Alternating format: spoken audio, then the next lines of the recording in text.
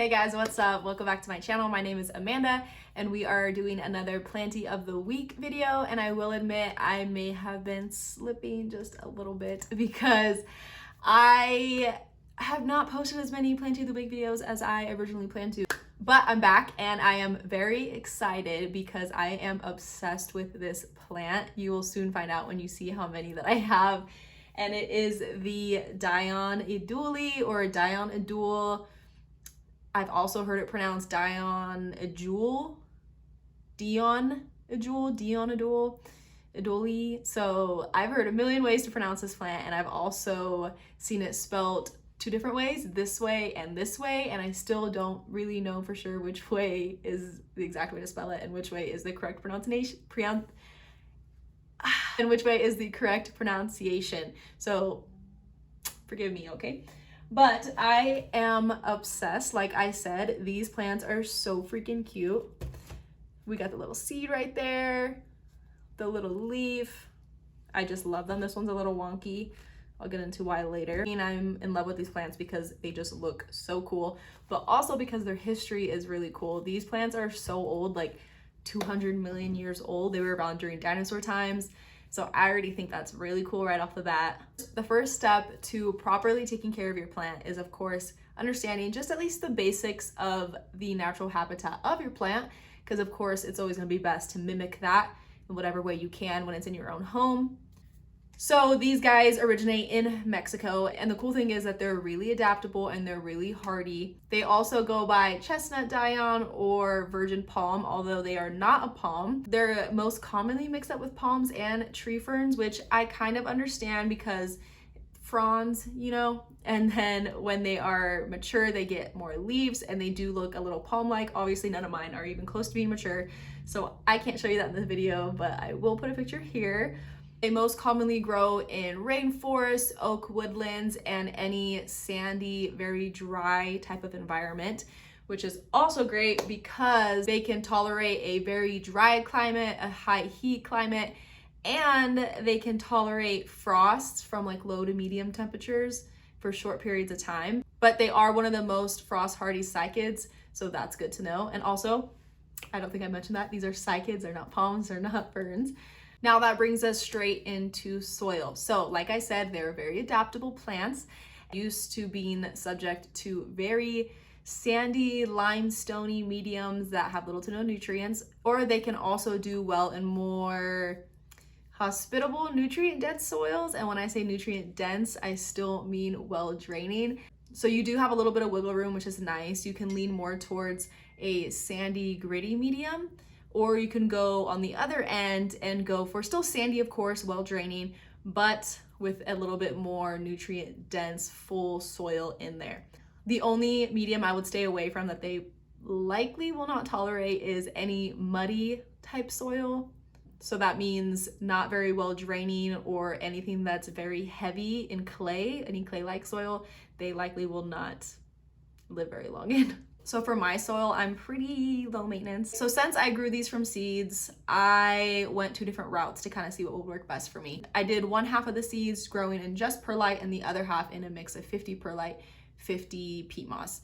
Now the results were pretty great from both, but when I moved the fully sprouted ones out of their shared growing area, I opted for my normal mix, which is somewhere around 3 parts peat moss, 2 to 2.5 parts perlite, and 1 to 2 parts sand. It kind of just varies. I did opt to make this one extra well draining, so I did do a little bit more perlite than I normally would, and they have been loving it. You can totally get away with just buying a cacti succulent mix at the store, but I would recommend just buying extra perlite and mixing that in there to ensure that it's very well draining. With soil comes your pots, so these plants will often be in the same pot for years, which is great because that means low maintenance. It's not detrimental if they do become pot bound. I mean, it will of course slow down growth, but they're not gonna just die off within the next couple months if you accidentally forget to repot them. But when they're growing in pots, it's very unlikely that they're going to produce seeds. But if you're not concerned about that, then don't even worry about it. Like, I am not expecting to get any seeds from any of mine within the next few years, but that doesn't really bother me. So, okay, sunlight. arguably the most important thing for a plant. These guys love sunlight. Southern windows are obviously prime, but I don't even have a southern window and I'm still able to grow these, which is great. You can always supplement with grow lights if that's what you need. I mean, that's how I grew these from seed. Medium to high light is what I'd recommend, and I have even seen people growing them less than a foot away from their windowsill, and that is on a southern windowsill. So you know that's a lot of sun, but they totally love it. But as always, be careful if you have normally been keeping these by like a northern window, and then you all of a sudden want to just throw it right in front of a southern window, maybe ease into it, because you could possibly still subject them to some burn and you don't really want to do that. So just take it easy if that's not the environment that they're normally used to in your home. As long as you keep in mind that these plants cannot really tolerate low light, or if you live in a home that only has low light options and you are not wanting to look into getting a grow light, these might not be the plants for you, unfortunately. Something important to know with sunlight is that while these seeds are producing their first leaf, it is very important not to move them. I mean, when they're barely sprouting a little bit, they're down here, it's not too terrible, but still try to keep away from moving them, especially when this leaf is curled up, literally starting to emerge completely. Try not to move them at all. Ideally, you want a nice flat face leaf, although this one is turned quite, or not quite a lot, but just a little bit. These ones are so-so, but this one was my very first one that sprouted, and as you can see, it is very flat. So that's what happens when you are moving it away or moving it to different spots while it is forming this first leaf. The leaf is going to turn towards that light, turn wherever you turn it. So you're gonna end up with a little wonky of a leaf, which it's not harmful to the plant, but is it how we want it to look? I mean, I love the look of this one not so much, but this was my first one, so I don't think I'll get rid of it. It just has a little bit more character than normal, I guess you could say. But if that doesn't bother you, then don't worry about it. Just know that is something to keep in the back of your head. Just remember that you want to start these off in a spot that they'll be able to stay until they are fully emerged. Okay, watering. So a couple things about watering when it comes to these plants. So definitely wait to make sure the first couple inches of the pot dry out before you go to water again. Now, if your leaf is in the middle, or if your plant is in the middle of producing a leaf, then it's going to require a little bit more water. So maybe don't wait for it to completely dry out before watering. But if it's kind of in its dormant stage, or if, see, this leaf is already produced and it doesn't look like another one's coming in right away, you can kind of get away with letting it completely dry out in between waterings. The only stage that you need to make sure that its medium is consistently moist is when it's a seed and you're working on germinating that first sprout.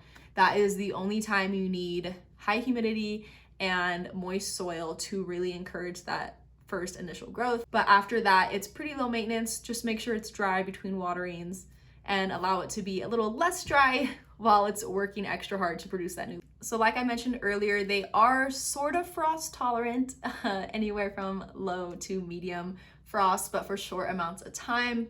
They have been known to tolerate around 10 degrees, again, for short amounts of time, and likely when they're mature plants. So if I had this guy outside, and here in Colorado, it definitely gets around 10 degrees. I don't know that this would even last for a short amount of time. I feel like it might die rather quickly because it is nowhere near being mature. So if you have a mature plant that's planted in the ground, of course, it's gonna be able to tolerate a night or two of those very low temperatures. But if you have it just potted up and it's not mature, you might not have that great of a chance. So maybe just don't risk it. Keep it indoors during the winter time. And propagating. So there are two ways to propagate from seeds, which is arguably the most common way. That is how I have grown all of mine. We got one there, this one has two. And you can also do it by division, although you need a mature mother plant to be able to do that. And obviously I'm not going to be getting any pups from here, but it would be like most other plants. Bromeliads are about the same way. A pup will start to form at the base, and that's when you'd be able to split it off. Sometimes you can split it off with a little bit of root system in there, sometimes no roots, but it would probably take me a long time to ever see a pup formed on any of these seeds. So now, common problems, which is the least fun part about plants. So root rot, stem rot is definitely the most common problem with these plants. So if you're unsure whether to water, wait a little bit, always better to underwater than overwater. And for pests, scale is known to be its usual culprit. Although I've gotten lucky, of course, just be careful. That doesn't mean scale is always coming after these plants, but it just means that scale is most likely found on these plants versus aphids or spider mites. Also, if you keep these outdoors, this might be an issue. Caterpillars are known to like to munch on these little leaves, which is surprising because they do have a little bit of sharpness to them. So I can only imagine when they're mature, they would probably be scraping against your legs if you had them on like a walkway or something. So keep that in mind, as well as these are toxic plants to you and to your pets. So don't go trying to eat these plants if you would, and keep them away from any sort of animal. And the seeds have been recorded to be irritating to the skin. So some people recommend wearing gloves when dealing with the seeds. Although I'll admit, I did not even know this when I was initially dealing with my seeds, getting them all planted and stuff. So I didn't wear gloves, but I also did not have any issue. But that does not mean that there might not be an issue for you. So if you want to test out and see, be my guest, or wear gloves just in case, that's totally up to you. All right, so I hope this video encouraged you to maybe look into trying to find one of these plants. I know that can be kind of hard to come by. Finding seeds is normally more common, and they are so fun and so rewarding to grow, so I definitely recommend. And this plant has quickly become one of my like top 5 favorite plants, so that's exciting. So leave me a comment, let me know if you also grow this plant. You can find me on Instagram, way more active there. And I hope you guys have a good one, and I will see you in my next video.